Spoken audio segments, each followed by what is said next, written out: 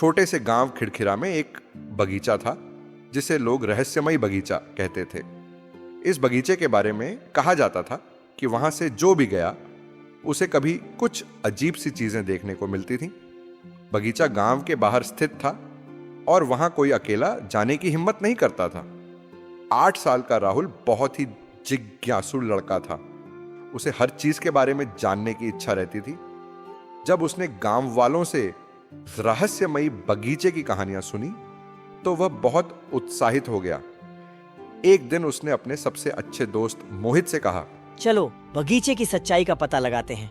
मोहित थोड़ा डरपोक था। उसने कहा, राहुल, सब कहते हैं कि उस बगीचे में भूत प्रेत हैं। अगर सच में ऐसा हुआ तो? डरने की कोई बात नहीं मोहित, ये सब बस लोगों की कल्पना हो सकती है। हमें खुद जाकर देखना चाहिए। अगले दिन दोनों दोस्त एक दूसरे का हाथ पकड़कर बगीचे की ओर निकल पड़े। बगीचे के पास पहुंचते ही उन्हें ठंडी हवा का झोंका महसूस हुआ।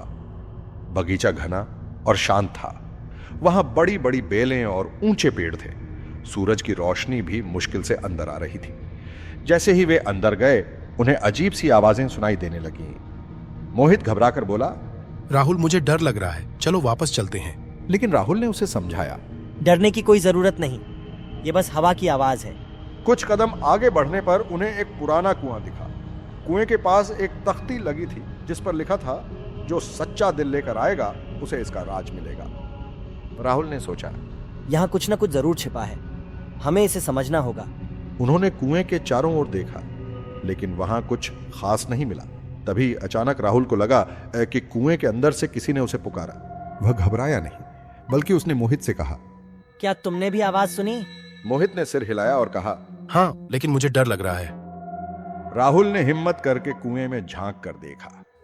कुएं के अंदर पानी तो नहीं था, लेकिन एक चमकदार रोशनी दिख रही थी। दोनों ने कुएं के अंदर जाने का फैसला किया।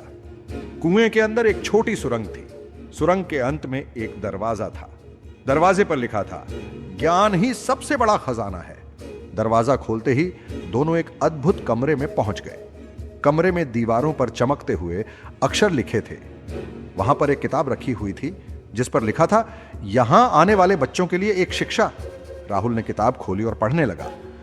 उसमें लिखा था, जो सच्चे दिल और जिज्ञासा के साथ यहाँ तक पहुँचे हैं उन्हें यह समझना चाहिए कि ज्ञान ही सबसे बड़ी ताकत है। डर और अंधविश्वास को दूर करो, हमेशा सच्चाई का सामना करो और दूसरों की मदद करो। जैसे ही राहुल और मोहित ने किताब पढ़ी, उन्हें महसूस हुआ कि बगीचे का रहस्य सुलझ गया। यह बगीचा लोगों को सिखाने के लिए बनाया गया था कि डर और अंधविश्वास को दूर करना चाहिए और ज्ञान को सबसे ऊपर रखना चाहिए। जब वे वापस गांव लौटे तो उन्होंने सबको अपनी यात्रा के बारे में बताया। गांव के लोग पहले हैरान हुए, लेकिन फिर उन्होंने राहुल और मोहित की बातों को समझा।